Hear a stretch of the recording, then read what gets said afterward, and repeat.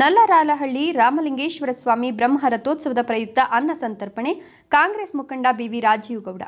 ಶಿಡ್ಲಘಟ್ಟ ತಾಲೂಕಿನ ನಲ್ಲರಾಳಹಳ್ಳಿ ಬಳಿ ಇರುವ ರಾಮಲಿಂಗೇಶ್ವರ ಬೆಟ್ಟದ ರಾಮಲಿಂಗೇಶ್ವರ ಸ್ವಾಮಿ ಬ್ರಹ್ಮ ರಥೋತ್ಸವ ವಿಜೃಂಭಣೆಯಿಂದ ನೆರವೇರಿತು. ಶಿಡ್ಲಘಟ್ಟ ವಿಧಾನಸಭಾ ಕ್ಷೇತ್ರದ ಕಾಂಗ್ರೆಸ್ ಮುಖಂಡರಾದ ಬಿವಿ ರಾಜೀವ್ ಗೌಡ ಅವರು ಶ್ರೀ ರಾಮಲಿಂಗೇಶ್ವರ ಸ್ವಾಮಿ ದೇವಾಲಯಕ್ಕೆ ಭೇಟಿ ನೀಡಿ ದೇವರಿಗೆ ವಿಶೇಷ ಪೂಜೆ ಸಲ್ಲಿಸಿ ನಂತರ ಬ್ರಹ್ಮ ರಥೋತ್ಸವದ ಕಾರ್ಯಕ್ರಮದಲ್ಲಿ ಭಾಗವಹಿಸಿದರು. ರಾಮಲಿಂಗೇಶ್ವರ ಸ್ವಾಮಿ ಬ್ರಹ್ಮ ರಥೋತ್ಸವದ ಅಂಗವಾಗಿ ಕಾಂಗ್ರೆಸ್ ಮುಖಂಡರಾದ ಬಿವಿ ರಾಜೀವ್ ಗೌಡ ಅವರು ಎಬಿಡಿ ಗ್ರೂಪ್ ಟ್ರಸ್ಟ್ ವತಿಯಿಂದ ಅನ್ನ ಸಂತರ್ಪಣೆಯನ್ನು ಏರ್ಪಡಿಸಲಾಗಿತ್ತು. ಈ ಸಂದರ್ಭದಲ್ಲಿ ಮಾತನಾಡಿದ ಕಾಂಗ್ರೆಸ್ ಮುಖಂಡರಾದ ಬಿವಿ ರಾಜೀವ್ ಗೌಡ ಅವರು ರಾಮಲಿಂಗೇಶ್ವರ ಬೆಟ್ಟದಲ್ಲಿ ರಾಮಲಿಂಗೇಶ್ವರ ಸ್ವಾಮಿಯ ಬ್ರಹ್ಮ ರಥೋತ್ಸವವು ಬಹಳ ಸಂಭ್ರಮ ಸಡಗರದಿಂದ ವರ್ಷ ಪ್ರತೀತಿಯಂತೆ ನಡೆಯಿತು.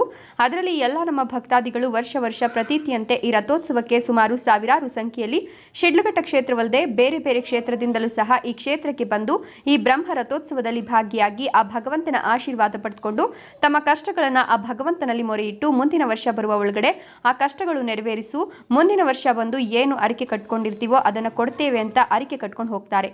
ಆ ಭಗವಂತ ಅವರ ಎಲ್ಲರ ಅರಿಕೆಗಳನ್ನು ತೀರಿಸುತ್ತಿದ್ದಾನೆ. ಆ ಭಗವಂತ ಇಲ್ಲಿಗೆ ಬಂದಿರುವಂತಹ ಭಕ್ತಾದಿಗಳ ಇಷ್ಟಾರ್ಥಗಳನ್ನು ಸಿದ್ಧಿಸಲಿ. ವಿಶೇಷವಾಗಿ ನಮ್ಮ ಶಿಡ್ಲಘಟ್ಟದ ವಿಧಾನಸಭಾ ಕ್ಷೇತ್ರದ ರೈತಾಪಿ ವರ್ಗ ಇರೋದ್ರಿಂದ ರೈತರಿಗೆ ಒಳ್ಳೆ ಮಳೆ ಬೆಳೆ ಆಗಲಿ, ಓದ್ತಿರುವಂಥ ಎಲ್ಲ ವಿದ್ಯಾರ್ಥಿಗಳಿಗೆ ಉದ್ಯೋಗಾವಕಾಶಗಳು ಕಲ್ಪಿಸಿಕೊಡ್ಲಿ ಅಂತ ಆ ಭಗವಂತನಲ್ಲಿ ಕೇಳ್ಕೊಂಡಿರೋದಾಗಿ ಶುಭ ಹಾರೈಸಿದ್ರು. ಈ ಸಂದರ್ಭದಲ್ಲಿ ತಹಶೀಲ್ದಾರ್ ಗಗನ ಸಿಂಧು, ದೇವಾಲಯದ ಕನ್ವೀರ್ ಸುನೀತಾ, ಕಂಪನಿ ದೇವರಾಜ್, ರಾಜೀವ್ ಗೌಡ ಅವರ ಅಭಿಮಾನಿಗಳು ಹಾಗೂ ಸುತ್ತಮುತ್ತಲಿನ ಗ್ರಾಮದ ಭಕ್ತಾದಿಗಳು ಹಾಜರಿದ್ದರು. ವರದಿ ನಂದಿರಾಜೇಶ್, ಶಿಡ್ಲಘಟ್ಟ.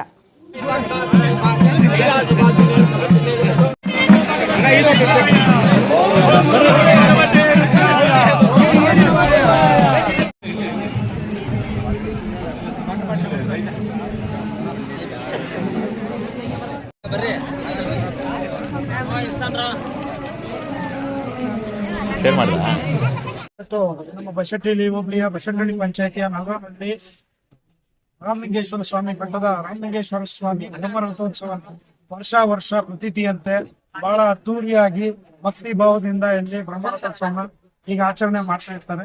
ಆ ಆಚರಣಾ ಕಾರ್ಯಕ್ರಮದಲ್ಲಿ ನಾನು ವರ್ಷ 10 ವರ್ಷಗಳಿಂದ ಆ ಕಾರ್ಯಕ್ರಮದಲ್ಲಿ ಭಾಗಿಯಾಗ್ತಾ ಇದ್ದೀನಿ. ಆ ದೇವರ ಸೇವೆನಲ್ಲಿ ಸದಾ ನಿರತವಾಗಿರ್ತೇನೆ. ಆ ದೇವರಲ್ಲಿ ನನಗೆ ತುಂಬಾ ನಂಬಿಕೆ ಕೂಡ ಇದೆ. ಯಾವುದೇ ಒಂದು ಒಳ್ಳೆ ಕೆಲಸ ಮಾಡ್ಬೇಕಾದಾಗ ಭಗವಂತನಲ್ಲಿ ಬಂದು ನಾನು ಇದಲ್ಲದೆ ಯಾವುದೇ ಒಂದು ಒಳ್ಳೆ ಕೆಲಸ ಇದ್ದಾಗಲೂ ಕೂಡ ಬಂದು ಆ ಭಗವಂತನಲ್ಲಿ ಒಂದು ಪ್ರಾರ್ಥನೆ ಮಾಡಿ ಹೋಗ್ತಿದ್ದೀನಿ. ಇವತ್ತು ಕೂಡ ನಂದು ಒಂದು ಪ್ರಾರ್ಥನೆ ಕೋರಿಕೆ ಏನಪ್ಪಾ ಅಂದ್ರೆ, ಮುಂಚಿನಿಂದಲೂ ಆದಿ ಕಾಲದಿಂದಲೂ ಎಲ್ಲೇ ಒಂದು ರಥೋತ್ಸವಗಳು ನಡೀತಿರ್ಬೇಕಾದ್ರೆ ಆ ರಥೋತ್ಸವದಲ್ಲಿ ತೇರಿಗೆ ಬಾಳೆಹಣ್ಣು ಹಾಕಿ ಏನ್ ನಮ್ಮ ಕೋರಿಕೆಗಳಿದೆ ಆ ಕೋರಿಕೆಗಳನ್ನ ಕೇಳ್ಕೊಂಡ್ರೆ ಭಗವಂತ ಈಡೇರಿಸ್ತಾನೆ ಅನ್ನೋ ಒಂದು ನಂಬಿಕೆ, ಒಂದು ಪ್ರತೀತಿ ಗುಣ.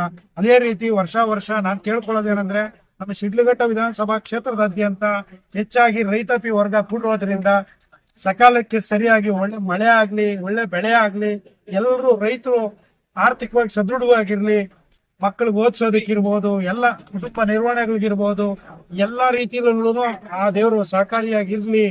ಓದ್ತಾ ಇರೋಂಥ ವಿದ್ಯಾರ್ಥಿಗಳಿಗೆ ಒಳ್ಳೆ ಉದ್ಯೋಗಾವಕಾಶಗಳು ದೊರಕಲಿ. ಅದೇ ರೀತಿ ವ್ಯಾಪಾರಸ್ಥರಿಗೆ ಎಲ್ಲರೂ ಕೂಡ ಒಳ್ಳೆ ವ್ಯಾಪಾರಗಳಾಗ್ಲಿ.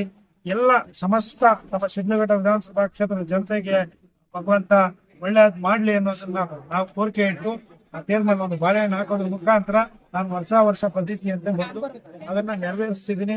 ಆ ಒಂದು ಸಂದರ್ಭದಲ್ಲಿ ಇಲ್ಲಿ ಬರುವಂತ ಭಕ್ತಾದಿಗಳಿಗೆ ಇಲ್ಲೇನಾಗತ್ತೆ ಅಂದ್ರೆ, ಒಂದು ಪದ್ಧತಿ ಇದೆ.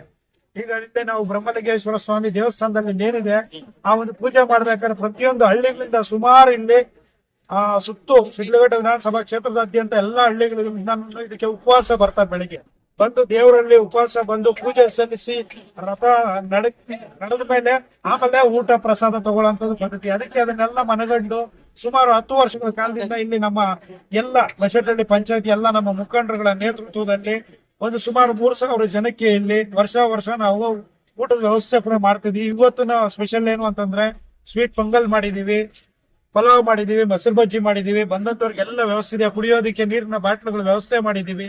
ಎಲ್ಲ ವ್ಯವಸ್ಥಿತವಾಗಿ ಇಲ್ಲಿರುವಂತ ನಮ್ಮ ಎಲ್ಲ ಮುಖಂಡರುಗಳು ಎಲ್ಲ ನೆರವೇರಿಸ್ತಿದ್ದಾರೆ. ಅವ್ರಿಗೆ ಆ ಭಗವಂತ ಮತ್ತಷ್ಟು ಶಕ್ತಿ ಕೊಡ್ಲಿ.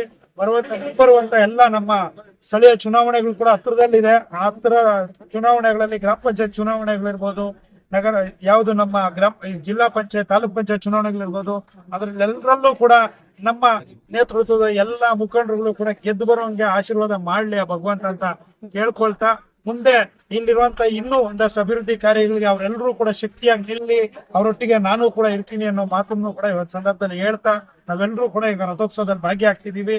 ಸುಮಾರು ಇವತ್ತು ನಾವೆಲ್ಲ ಎಕ್ಸ್ಪೆಕ್ಟ್ ಮಾಡಿದಂತೆ ಇವತ್ತು ಒಂದು 6,000 to 7,000 ಜನ, ಸಂಜೆವರೆಗೂ ಒಂದು 10,000 ಜನ ಕೂಡ ಬರ್ತಾ ಇರ್ತಾರೆ ಇಲ್ಲಿ. ಹಾಗಾಗಿ ದೇವಾಲಯದ ಸೇವೆಗೆ ನಾನು ಸದಾ ಸಿದ್ಧವಾಗಿರ್ತೀನಿ ಅನ್ನೋ ಮಾತನ್ನ ಇವತ್ತು ಸಂದರ್ಭದಲ್ಲಿ ಹೇಳಕ್ಕೆ ಇಷ್ಟಪಡ್ತೀನಿ. ಎಲ್ಲರಿಗೂ ಒಳ್ಳೆಯದಾಗಿ ಧನ್ಯವಾದ ಸರ್. ಆಂಬುಲೆನ್ಸ್ ವ್ಯವಸ್ಥೆ ಇದೆ ಸರ್ ಇವತ್ತೇನ ನಿಮ್ ಕಡೆಯಿಂದ? ಅದೇ ರೀತಿ ಇಲ್ಲಿ ಬರುವಂತ ಭಕ್ತಾದಿಗಳಿಗೆ ವಯಸ್ಸಾದಂತವ್ರು ಇರ್ಬೋದು, ಮತ್ತೆ ಯಾರಾದ್ರೂ ತೊಂದರೆ ಆದ್ರೆ ಅಂತವ್ರಿಗೆ ಅನುಕೂಲ ಆಗ್ಲಿ ಅಂತ ಆಂಬ್ಯುಲೆನ್ಸ್ ಗಳ ವ್ಯವಸ್ಥೆ ಕೂಡ ಮಾಡಿದೀವಿ.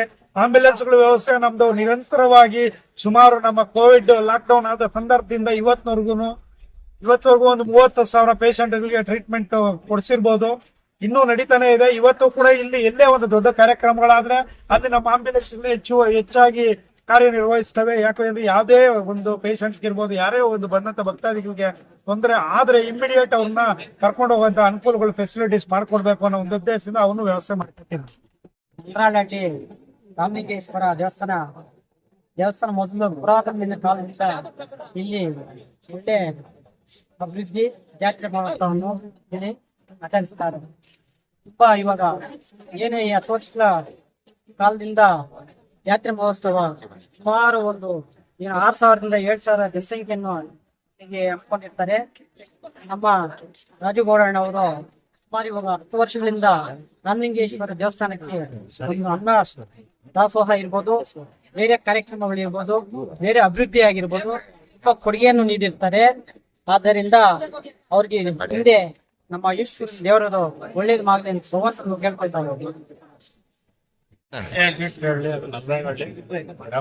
ಬಸಡಳ್ಳಿ ಗ್ರಾಮ ಪಂಚಾಯತಿ ನಲ್ಲಾಡಹಳ್ಳಿ ಕ್ಷೇತ್ರವಾರು ಇಲ್ಲಿ ನೆಲೆಸಿರ್ತಕ್ಕಂಥ ಪುರಾತನ ಕಾಲದ ಶ್ರೀ ಈಶ್ವರನ ರಾಮಲಿಂಗೇಶ್ವರನ ಜಾತ್ರೆ ಸುಮಾರು ಪುರಾತನ ಕಾಲದಿಂದನೂ ನೆಲೆಸಿರ್ತಂತೆ.